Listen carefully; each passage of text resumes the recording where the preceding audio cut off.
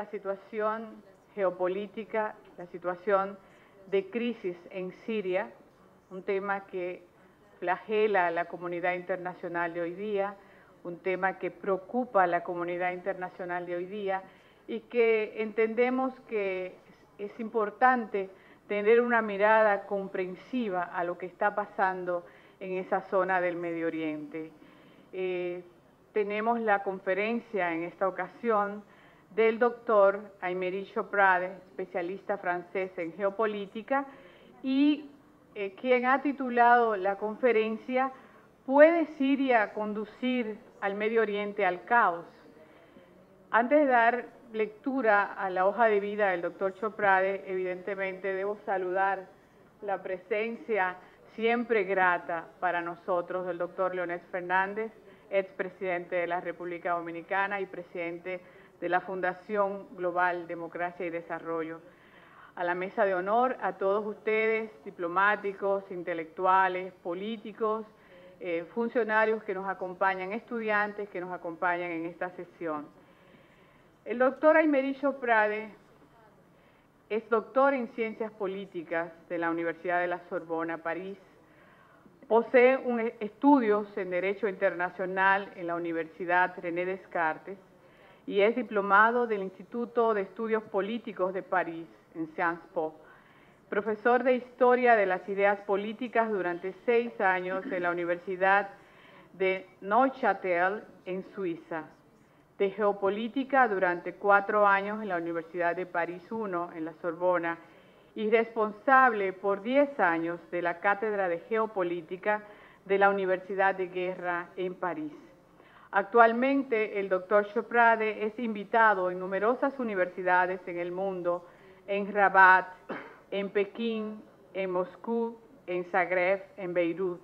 Es asociado y coaccionario de un gabinete canadiense-coreano de desarrollo internacional y autor de una serie de obras que constituyen paradigmas de estudios de geopolítica tanto en Francia como en el mundo, y entre ellas se puede citar su ya clásico Diccionario de Geopolítica, su obra Geopolíticas, Constancias y Cambios en la Historia, Crónicas del Choque de Civilización y una cantidad de artículos que sería muy largo mencionar. También dirige la revista francesa de Geopolítica y un sitio web sobre geopolítica, Realpolitik TV. No vamos a entrar a considerar cuál es el ambiente geopolítico que vive la región y cómo la situación de Siria puede devenir en una situación de crisis en el Medio Oriente. Esa será la pregunta que tratará de respondernos en esta ocasión el doctor Choprade. Queremos vincular, sí, que en esta semana Medio Oriente es importante por 2 otros acontecimientos. Por la propuesta de un proyecto de resolución a nivel de las Naciones Unidas que buscaría darle un estatus de miembro observador a Palestina el día 29. Este evento, este acontecimiento que va a suceder esta semana en las Naciones Unidas puede incidir en el curso de los acontecimientos de lo que suceda en esa región. Y evidentemente el otro caso es otra vez la propuesta de un proyecto de resolución que condena la violación de los derechos humanos en Siria. Si hay algo que lacera a la comunidad internacional es la cantidad de muertes, 600.000 muertos se estima que hay en el conflicto, en esa guerra civil que vive Siria en este momento. Sin más preámbulos, daremos paso a la exposición del doctor Choprade, que como siempre, luego de su presentación tendremos la oportunidad de compartir algunos cuestionamientos sobre la misma. Paso la palabra al doctor Choprade.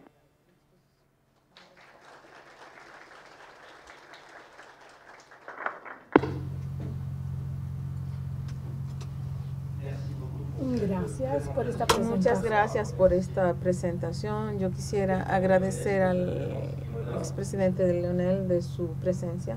Estoy honrado y su presencia numerosa que también me honra. Siento en esta presencia la inquietud que aparece incluso en esta región del mundo en cuanto a Siria y la evolución que podría ocurrir en Medio Oriente. Y pienso que esta noche vamos a tener, con este tema tan complejo y grave, intercambios que espero serán fructíferos. Ustedes van a ver que voy a proponerles un análisis geopolítico que trata de entrar en las profundidades de los compromisos económicos de la región, y yo voy a hacerlo en 3 tiempos. Primero a tratar de examinar el juego de las grandes potencias, los Estados Unidos, Rusia, Francia también, que tiene un papel importante en esta cuestión, y en particular lo que tiene que ver con la geopolítica del petróleo y del gas, de lo que no se habla suficientemente, pero que es importante. Voy a ver la lógica de la influencia de los grandes actores de las potencias regionales como Irán, Arabia Saudita, el Qatar, Israel, Turquía, Egipto también, y además las fuerzas internas en Siria que se enfrentan en el mismo estado con esta lógica, con esta terrible lógica de religión, la comunidad alauita, los sunitas que son mayoritarios y los kurdos. A este análisis geopolítico tendremos que combinar un análisis geopolítico para tratar de ver y entender lo que ocurre en las nuevas corrientes ideológicas en el mundo árabe o en el plano de la legitimidad de los regímenes políticos que se estremecen. Tendríamos que tener la idea esta noche de que las dinámicas que sacuden el Medio Oriente son recientes, pero nunca ha habido estabilidad en el Medio Oriente, en las fronteras que conocemos hoy. Sí, los antiguos decían, a propósito de las colonias y de los protectorados, pacificación no es por coincidencia. La estructura imperial, como el imperio otomán y los imperios occidentales, o en cierta forma, la lógica imperial de la Guerra Fría, Europa del Este con el bloque del Este, hubieran podido congelar momentáneamente los enfrentamientos de clanes, de tribus, de etnias y de religión en el Sahara hasta el desierto de Arabia, pasando por la zona de Irán, Siria y el Líbano. Hay una constante que yo quisiera insistir y que es universal, en donde reales naciones, estados-naciones homogéneas no pudieron formarse. Ahí la guerra civil fue una especie de estado inestable permanente. Si empezamos por comprender lo que ocurre en Siria, inscribiendo el conflicto sirio en una trama mucho más globalizada, los Estados Unidos y sus aliados fueron vencedores del enfrentamiento bipolar en 1990, y la desaparición de la Europa del Este hizo posible la extensión de la globalización liberal en muchos países del mundo y transformaciones geopolíticas mayores como la reunificación de Alemania o la desaparición de Yugoslavia. Los Estados Unidos entonces intentaron, a partir de la desaparición de la Unión Europea, Rusia, de acelerar la unipolaridad, es decir, lograr un país centrado en la dominación económica y lo que llamamos el poder suave. Se apoyaron en el derecho de injerencia, como se apoyaron también en la lucha contra el islamismo radical desde el 11 de septiembre del 2001 para justificar y acelerar al mismo tiempo su formidable proyección geopolítica mundial.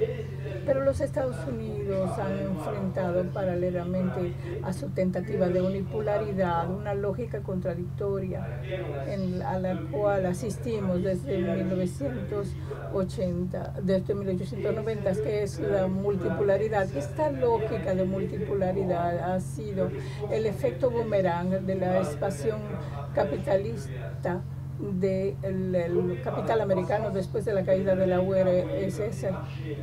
Lo que los americanos ven como estados emergentes son naciones emergentes preocupados por retomar el control de sus recursos energéticos mineros, de Rusia a China, pasando por India, Brasil, Turquía, hasta Qatar. Por todas partes los estados-naciones fuertes con inspiraciones geopolíticas juegan un papel geopolítico creciente. Washington ha comprendido muy temprano que China iba a ocupar el lugar de primera plaza mundial, que no se contentaba con el poder económico, sino que también quería ser potencia económica. Esto era incompatible con la proyección geopolítica mundial de Estados Unidos, que dominan todavía. Europa con la OTAN, control esencial de las reservas de petróleo de Medio Oriente, que gracias a su herramienta naval mantienen el control. Entonces hay una competencia entre Estados Unidos y China, que ya en el Pacífico nos hace pensar en una cierta medida a este confrontamiento entre americanos y japoneses en la primera parte del siglo XX. En esta competencia entre Estados Unidos y China, Medio Oriente tiene su lugar.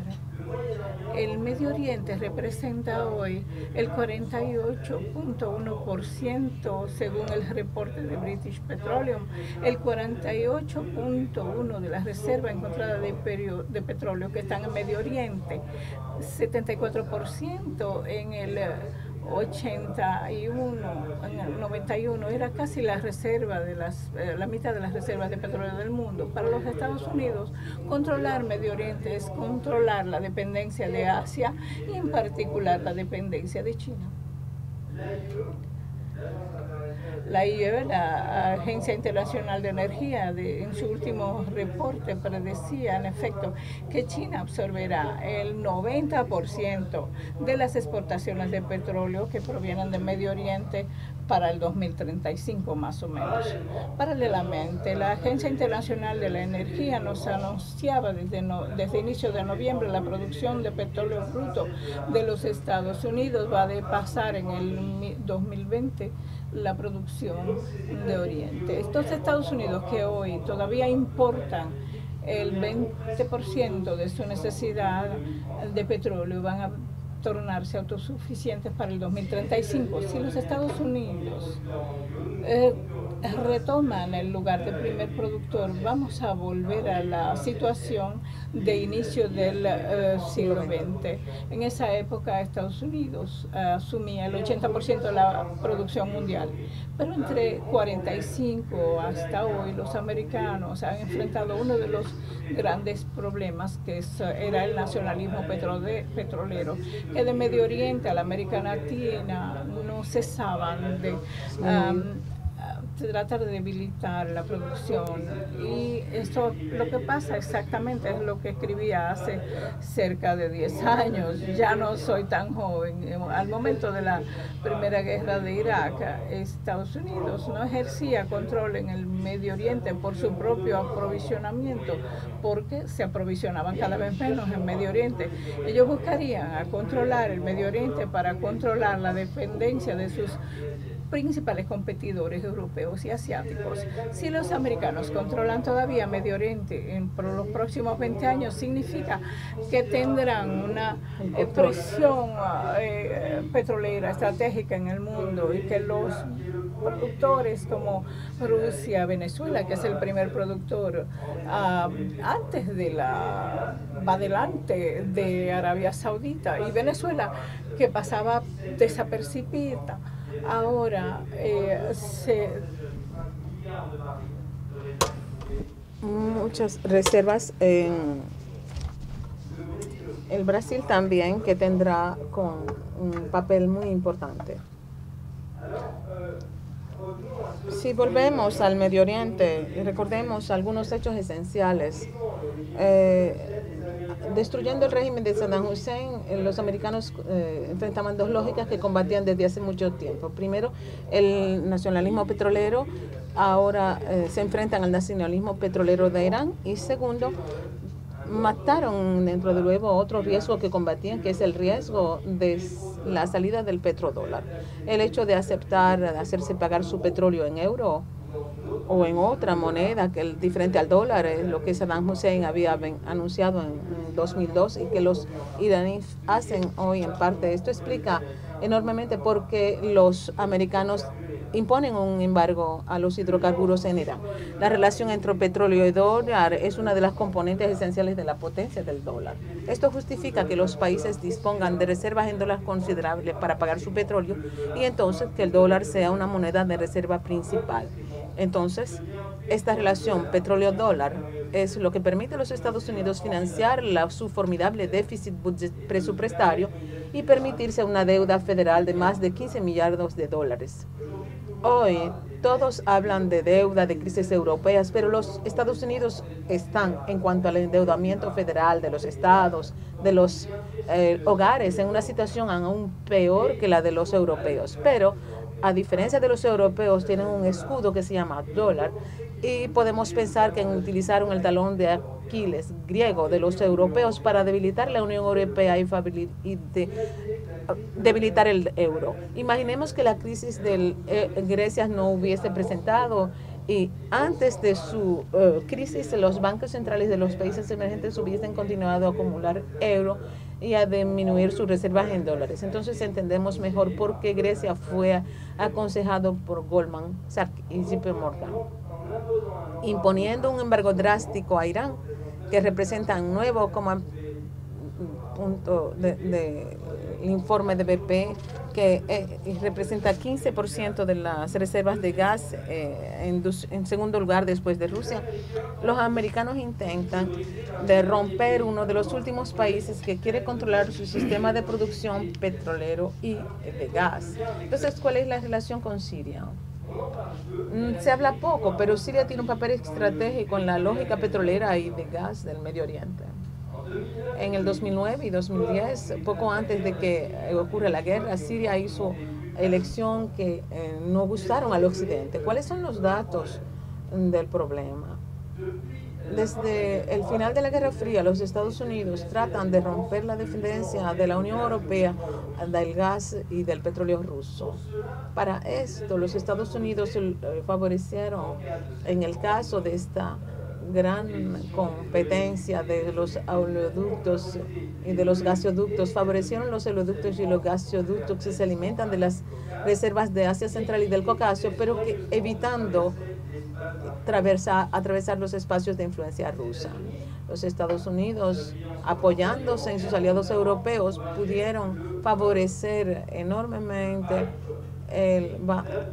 de Nabucco, el proyecto Nabucco, que parte de Asia Central y que pasa por Turquía para las infraestructuras de depósito y que trata de hacer de la Unión Europea una dependencia de Turquía. Esto es importante para los americanos. Ustedes saben que los americanos quieren la integración de Turquía en la Unión Europea.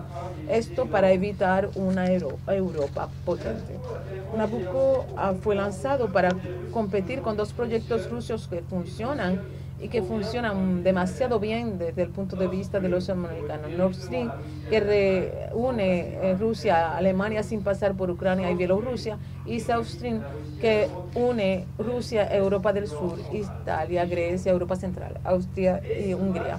Pero este Nabucco, un proyecto muy importante desde el punto de vista de los americanos para terminar con los nexos de gas entre Unión Europea y Rusia. Este proyecto falta de provisionamiento para poder competir de manera razonable con el proyecto ruso. Y para esto tienen que tener acceso al gas de Irán. Y esto se uniría al gas de Turquía y al gas del Mediterráneo Oriental, Siria, Libia, Israel. A propósito de este Mediterráneo Oriental, es esencial saber que desde 1909 las revoluciones que ocurrieron en la región se habla poco, pero este Mediterráneo Oriental es una cuenca de gas considerable. Los descubrimientos espectaculares que se han hecho en el Mediterráneo Oriental, en la cuenca del Levante y en la mar Egeo, por otra parte, estos descubrimientos inquietan las diferencias entre Turquía, Grecia, Chipre, Israel, Líbano y Turquía. En el 2009, la compañía americana Nueva Energía, asociado de Israel para esto, descubrió reservas en Tamar, la mayor descubrimiento de gas en el 2009, y en este año, en 2009, y es muy importante en la geopolítica de la región, el estatus energético del Estado de Israel cambió radicalmente, pasando de una situación crítica, 3 años de reserva solamente y una gran dependencia de Egipto, tiene ahora perspectivas excelentes. Y un año más tarde, en octubre del 2010, se descubre aún algo más fuerte que ha dado a Israel más de 100 años, yo digo bien 100 años de autosuficiencia en materia de gas. Esto hace que hoy Israel no depende ya de sus vecinos para sus aprovisionamientos. Ha encontrado un mega depósito que se llama Leviatán. El Leviatán está situado a 130 kilómetros al oeste del puerto de Haifa. Es un punto a 100.000 metros de profundidad. Las compañías israelíes de Nueva Energía, de la que vamos a oír hablar cada vez más. Estas reservas se estiman en 450 millares de metros cúbicos. Las reservas mundiales de gas encontrados son 2 trillardos de metros cúbicos. No voy a dar más detalles, pero más o menos insisto sobre el hecho de que ahora el Mediterráneo Oriental es más o menos la mitad de la Siberia en materia de reserva, y esto es considerable. Es un espacio extremadamente importante. Está en Israel y es quizás muy probablemente, según una institución de geología, un analista de referencia americano, que piensa que Siria poseería lo esencial de estas reservas del Mediterráneo Oriental en el plano de gas, aunque no ha sido aún explorado. Todos estos descubrimientos han alimentado las rivalidades de Israel y de Líbano, que se disputan los yacimientos encontrados, y claro está la especulación en torno de las reservas de Siria. Siria es el punto que yo quisiera insistir. Tiene reservas importantes de gas, pero en esto yo voy a retomar la cuestión de Nabucco y de los trazados. Siria es una vía de salida potencial muy importante para el petróleo y el gas que se extrae en las monarquías petroleras del Qatar y de Arabia Saudita.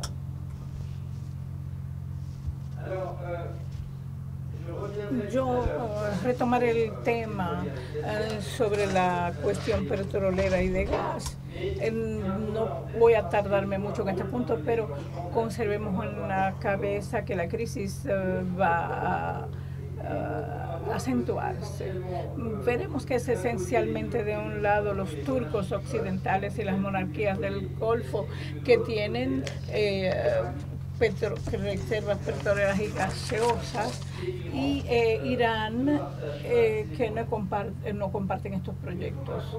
Nos hace falta comprender las dinámicas geopolíticas en términos de Siria.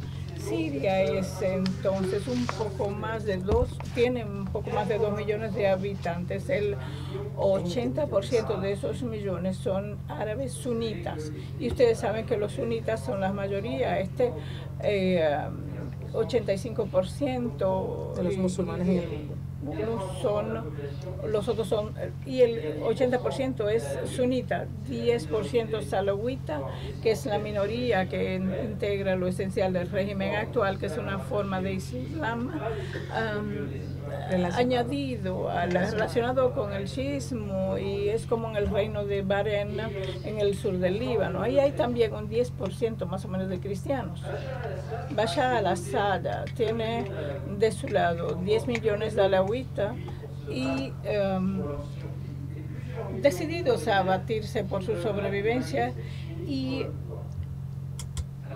entonces tenemos que comprender quiénes son esos alawitas. Los alawitas son una comunidad que nace en el siglo XVII en las fronteras del Imperio Árabe y Bizantino, de una separación del chiismo, y que practican un sincretismo que tiene elementos del chiismo, como se conoce en Irán, del panteísmo helenístico, del mazdeísmo persano y un poco de cristianismo bizantino. Es una especie de patchwork particular que forma la cultura y las creencias de los alawitas. Esto es muy importante, yo insisto sobre esto porque esto está al centro de nuestro análisis en cuanto a lo que ocurre en Siria. Los alawitas son considerados por el Islam sunita como quizás los peores de los heréticos en todo el Medio Oriente.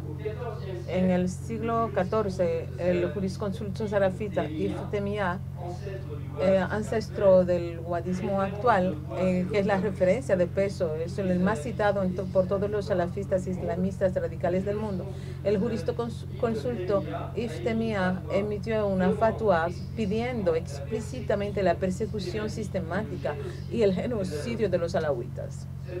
Este fatwa es de actualidad aún en los salafistas, los suaditas y los hermanos musulmanes, es decir, todos los que el poder alawita enfrenta en estos momentos. Antes del golpe de Estado de Arafat en el 1970, los alawitas no conocían más que la persecución de parte del Islam dominante, los sunitas. Y hasta el 1970, los burgueses sunitas, porque los sunitas tenían una gran burguesía mercante en Damasco y en las principales ciudades de Siria, los burgueses compraban por contrato notariado jóvenes esclavos, hombres o mujeres alawitas. Claro, las cosas cambiaron para los alawitas durante la instalación de la ideología nacionalista basista en el 1963, imponiéndola en todas las sociedades chiistas o alawitas. Pero la guerra de hoy, si resumimos, es un nuevo episodio sangriento de la guerra de partidarios de Ibn Taymiyya contra los heréticos alawitas, una guerra que dura desde el siglo XIV. Cuando les decía que la crisis en Siria no es tan nueva como queremos decir, e insisto sobre el hecho de que hay una continuidad del enfrentamiento de las comunidades. Este fatwa, a mi modo de ver, y espero no equivocarme, a mí es la fuente en caso de caída de la dictadura terrible y asesina de Bashar al-Assad. Pero si esta dictadura cae, a mi modo de ver, esta fatwa es la fuente de un nuevo genocidio potencial con mecanismos parecidos a los de Ruanda, si no hay garantías que se tomen para preservar los civiles de esta comunidad. Ustedes se preguntarán cómo estos alawitas se hicieron para llegar al poder en 1970. Bueno, el fenómeno es clásico. Sometidos a ocupaciones militares extranjeras durante siglos, la burguesía sunita de Siria, con un proceso similar al que ocurrió en Irán, hizo el error habitual de los ricos en el momento de la independencia del país, es decir, que las armas fueron entregadas a los pobres y a los hijos, y no a los hijos de las buenas familias. Y entonces la armada siria es una armada integralmente compuesta por minorías, alawitas, cristianas, un poco de chiistas. No hay sunitas, o casi no. Porque en el plano sociológico, los sunitas, que forman la mayoría, es decir, un 80%, era más bien la burguesía mercante de las ciudades, y no se interesaron en las armas. Y Al-Assad viene de estas familias, de las comunidades alawistas, se hizo jefe de la Armada de Aire, luego de la defensa, y luego tomó el poder para la fuerza para dar al poder a su gente su revancha con los aliados rusos y cristianos. Tiene entonces una situación que creo que es terrible, porque por la simple razón que ustedes tienen un régimen apoyado por más o menos 2 millones de alawitas, sin duda 2 o 3 millones de otra minoría, y una pequeña parte de la burguesía sunita de Damasco, cuyos intereses económicos están tan relacionados al régimen que no tiene otra elección sino apoyarlo. Tenemos una lucha a muerte. Hablo más bien del régimen, no de Al-Assad, porque el régimen puede abandonar a Al-Assad, pero el régimen es más potente que él, que su persona. El régimen puede deshacerse para sobrevivir, veremos en qué condición. Pero, y estoy convencido que si el régimen se deshace de Bashar al-Assad, será no para instalar una democracia, porque la democracia, matemáticamente hablando, llevaría, como en Túnez, en Libia, en Egipto, en Yemen, al triunfo de los islamistas sunitas.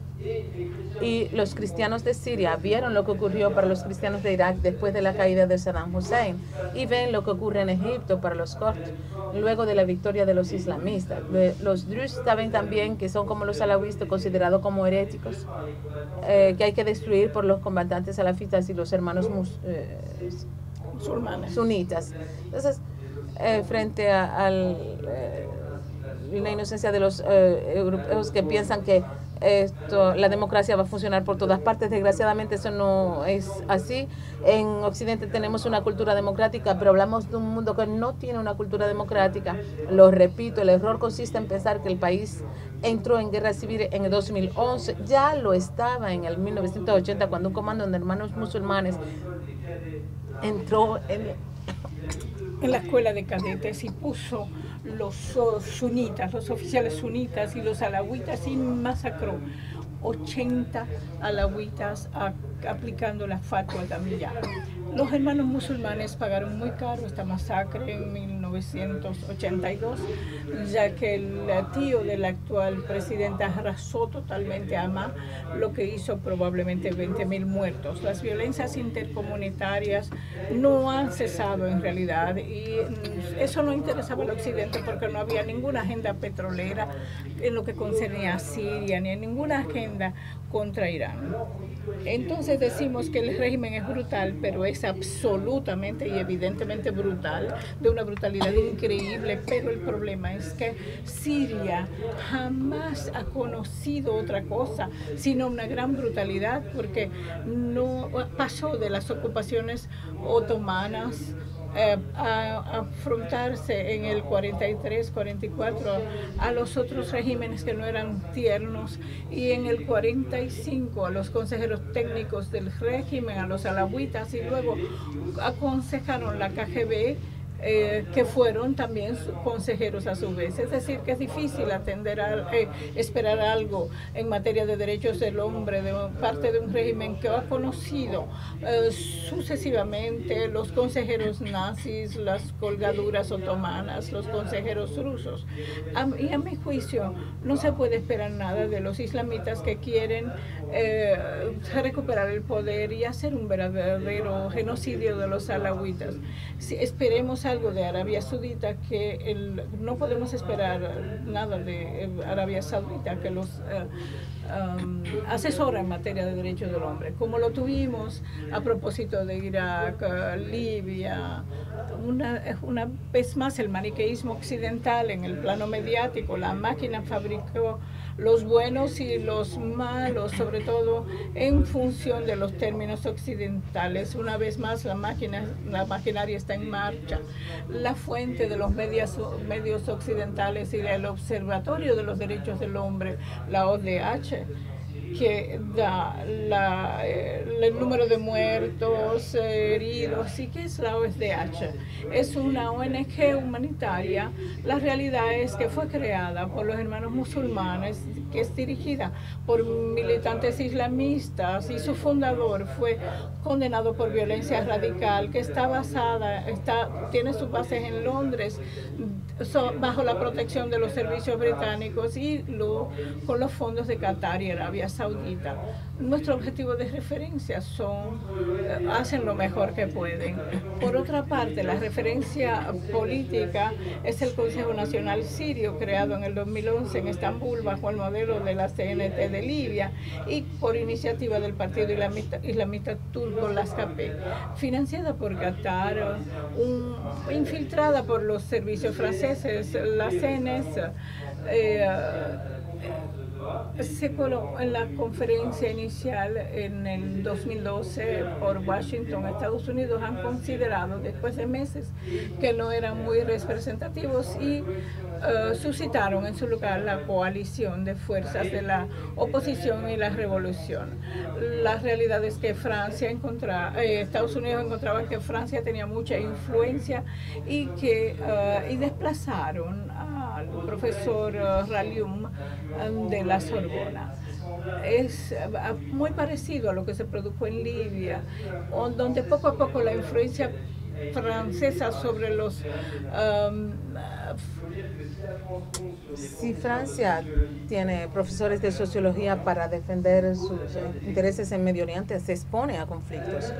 Con la maniobra encubierta el embajador americano Robert Ford, considerado como el principal especialista del Medio Oriente en el Departamento de Estado, fue asistente de Conté en 2004 y 2005 en Irak, en donde tuvo la misma metodología que en Honduras, el uso intensivo del Escuadrón de la Muerte.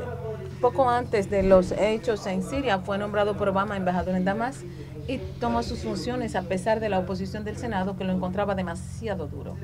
Este embajador hizo poner en la cabeza de la Frente Nacional una persona de la que la prensa no habla y que reemplaza el candidato de los franceses, Ahmad Moaz Khatib. ¿Quién es este señor? Tiene una historia muy interesante y ustedes van a entender rápidamente por qué. Porque es un ingeniero geofísico que trabajó durante 6 años para Alfora Petroleum Company, una unión entre la compañía siria y la compañía extranjera, es decir, anglo-holandés Shell. Heredó de su padre el puesto de defensa de la moskea de Someyad en Damasco, de la mezquita de Someyad en Damasco. Fue cambiado de sus funciones y prohibido de rogar, separado del régimen de Damasco, porque estaba en contra de la operación americana de liberación del Kuwait, apoyado por Siria en la época contra Irak, y opuesto por las mismas razones que Osama Bin Laden, porque no quería que los pies infieles pisaran la tierra santa de Arabia. Y se instaló en Qatar, en donde fue agente del grupo petrolero Shell. Luego fue contactado por los americanos, que finalmente tienen frente a la oposición un negociador petrolero como el que pusieron al frente a Afganistán, Amilcar Said, que fue un negociador del grupo petrolero en Opal. Ahora vamos a dar los elementos de análisis en cuanto a las fuerzas internas en Siria. Veamos el juego de las fuerzas regionales externas. Como les decía, la crisis siria explotó por la injerencia saudiana y qataria, apoyados por la injerencia francesa, británica y americana. Arabia Saudita y Qatar, cada uno con sus clientes, defienden un proyecto islámico sunita para el Medio Oriente.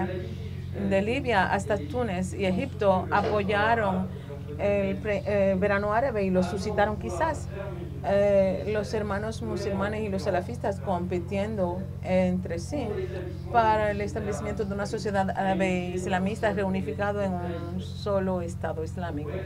Podríamos interrogarnos sobre la simetría extraña entre la revolución coloreada apoyada por los americanos en la periferia de Rusia, principios de los años 2000, y las revoluciones árabes quizás discretamente al principio de los años 2010 por los americanos. Riyadh está afuera, Arabia Saudita y el Qatar, la explosión del verano árabe, nos encontramos. Arabia Saudita intervino militarmente para salvar la monarquía saudita Baremi, confrontado a los chiitas. Los chiitas son 60% de la población. Entonces el verano árabe, y esto algunos expertos lo llamaron el invierno islámico, aprovecharon a los países islámicos en el plano del petróleo. Después de la crisis del 2008 que afectaron los Emiratos Árabes, la dictadura Túnez, Libia.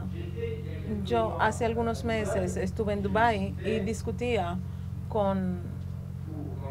en el marco de un seminario organizado por un banco privado de Génova, que tiene clientes afortunados en esta región. Ustedes pueden imaginarse, discutía con gente muy rica de la región y me decían, yo les preguntaba, ¿cuáles son las implicaciones de este verano árabe? Es muy bueno porque nosotros eso no nos ha afectado mucho, y sobre todo en todas partes donde los regímenes cambiaron. Los antiguos regímenes Túnez vinieron aquí a Dubái, en nuestro país, y los antiguos dictadores para depositar su dinero, y esto ha voltado nuestras economías, porque desde el 2008 estábamos afectados y tuvimos un golpe de acelerador gracias a la llegada de ese dinero. Como el dinero de la dictadura que caen, no van a Suiza, porque hay una gran competencia en Europa que hace más difícil que antes de depositar su dinero sucio. ¿El dinero va a dónde? A Dubái, en Abu Dhabi, a Asia, en Singapur, etcétera. Entonces, la caída de las exportaciones de petróleo y del gas de Libia, segundo factor que ha inflado las economías de los Emiratos Árabes, de Qatar, es la caída de la importación de 2011 de Libia, de petróleo y de gas. Había que arreglársela de otra forma, compensar. Se fue compensado por la alza de la producción de las monarquías petroleras, además de la fortuna de los antiguos dictadores que han enriquecido más aún estas fortunas. Frente a los juegos de las monarquías del Golfo, Irak, controlado por los chiitas, Irán y Siria, que conforman un Irán y Siria, aunque liberados de Saddam Hussein por los americanos, fueron transformados en países muy pro-iraní, algo mal controlado por la política americana, pero no es el primer caso. Irán, Irak, Siria, que forman un eje que podemos calificar como chiita, porque los alavistas, los dije, son una rama particular del chiismo. Y enfrente Occidente, Turquía, monarquía petrolera. Este es el enfrentamiento. El enfrentamiento que es el que presenta este mapa con las poblaciones chiistas en verde oscuro y los sunitas en verde claro.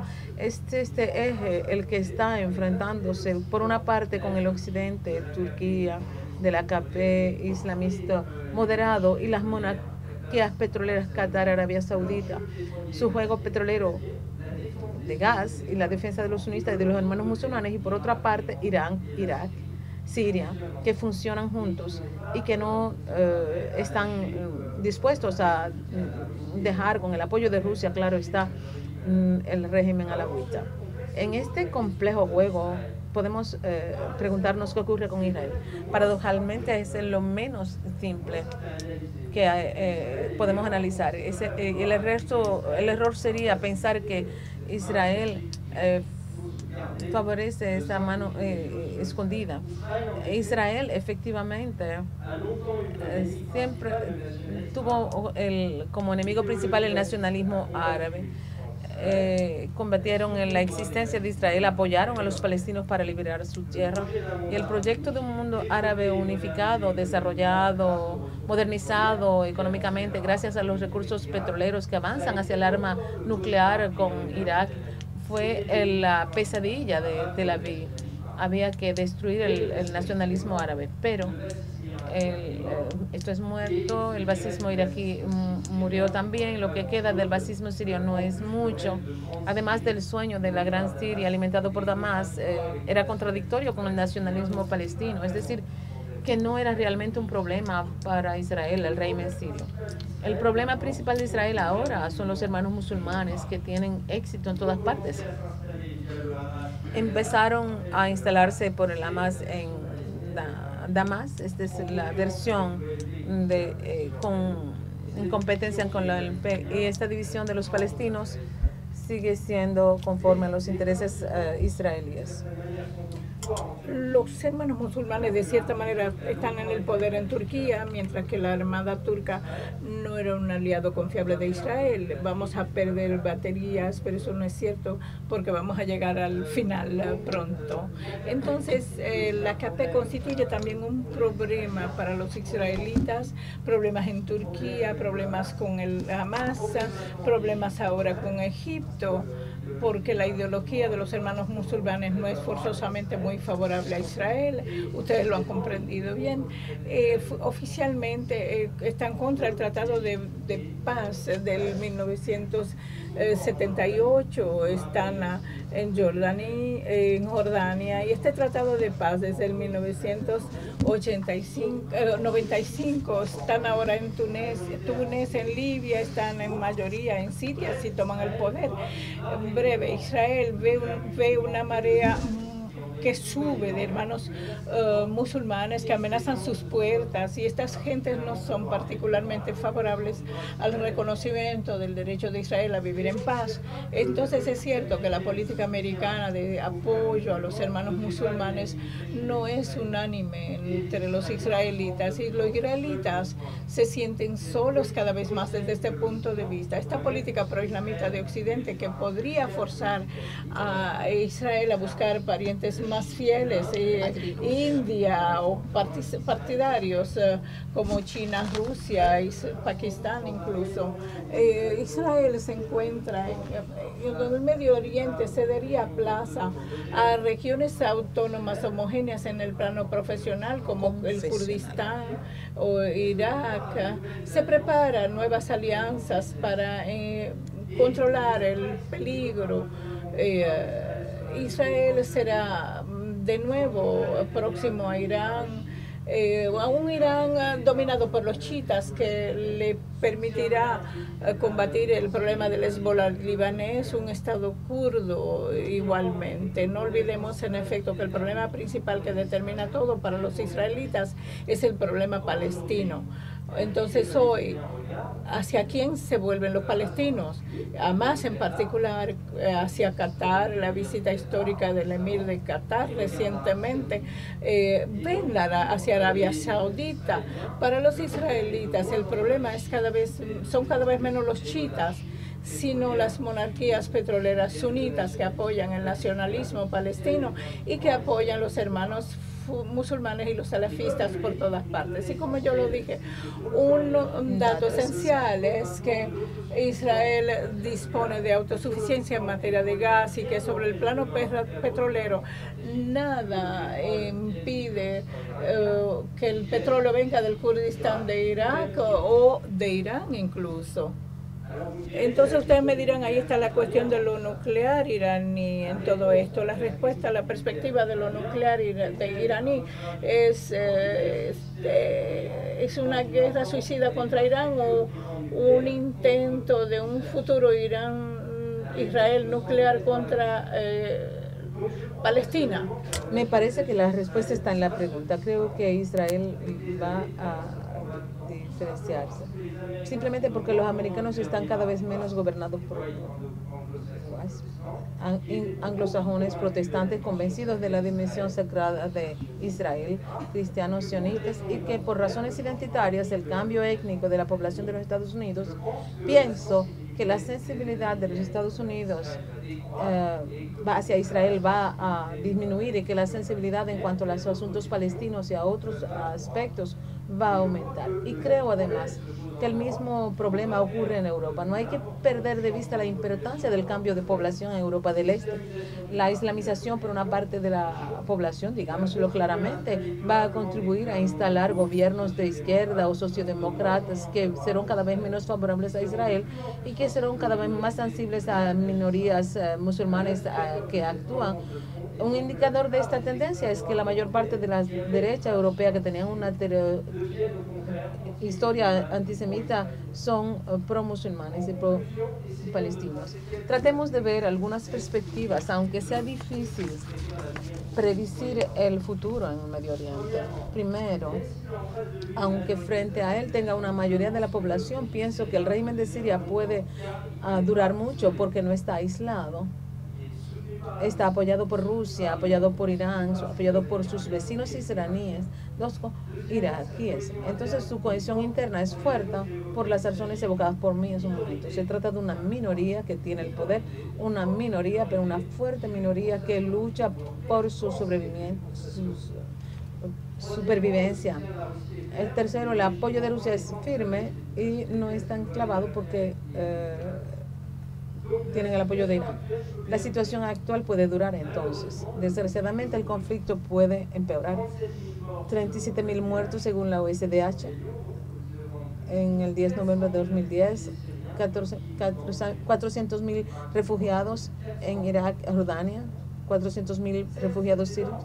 Es enorme, pero son muchas las guerras civiles que han pasado de 100.000 muertos y que retornaron al equilibrio inicial, en Chechenia, por ejemplo. Pero no es el número de muertos o la mayoría que va a determinar los resultados, son las relaciones de fuerzas internas, regionales y mundiales lo que van a hacerlo. Si el régimen se destruye, no podemos excluir esta posibilidad. Yo no pienso que las minorías puedan aceptar mantenerse en el marco nacional actual sin garantías fuertes de la parte de occidentales en cuanto a su seguridad física.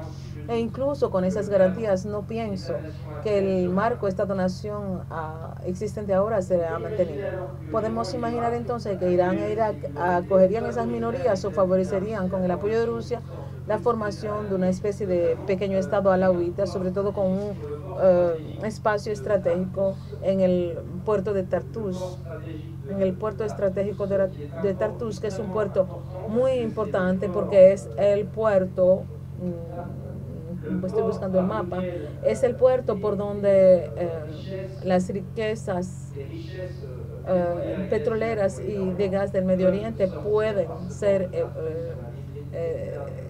exportadas. Hoy esto está ocupado ¿por quién? Por los rusos. Entonces vemos muy mal aquí en uno de los oleoductos que atraviesa Siria.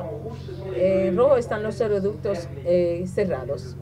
El proyecto para las monarquías petroleras es de reabrirlos. Pasan por Siria, van hacia el Mediterráneo y permitirían al petróleo y al gas de las monarquías del Golfo no pasar por los tanqueros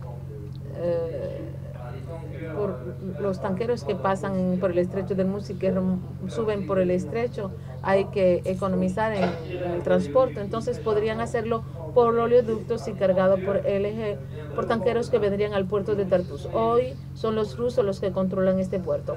Esto es muy importante. Entonces, para retomar este escenario, yo pienso que tenemos un conflicto relacionado con la voluntad del mundo occidental de controlar este territorio de tránsito que es Siria y este territorio de recursos potenciales que es Siria. Lo hemos visto en materia de offshore y tenemos enfrente a Rusia que no quiere abandonar esto. El punto de partida, el momento en que explotó esto fue en noviembre de 2011, cuando Qatar y Arabia Saudita pidieron a Bashar al-Assad construir y reabrir las rutas que están en rojo, construir oleoductos hacia el Mediterráneo y atravesar su territorio. Al-Assad tomó su teléfono, llamó al presidente Putin. Putin le dijo, quieren hacer esto para evitarnos, para impedirnos vender nuestro petróleo a Europa, son los americanos, les apoyaremos independientemente de lo que ocurra. Él colgó y sabía que tendría el apoyo incuestionable de Rusia y es por esto que estamos en esta guerra sin piedad. Esta es la situación. Yo voy a llegar a las conclusiones para decirles que porque me atreví a hacer algunas predicciones, siempre es difícil, pero hay algo cierto y es que antes de llegar a nuevos equilibrios en Medio Oriente, y lo habrá recomposiciones, esto es inevitable, pero antes de esto el camino estará lleno de muchos sufrimientos. Gracias por su atención, espero no haber sido muy largo y estoy abierto a todas sus preguntas. Claro.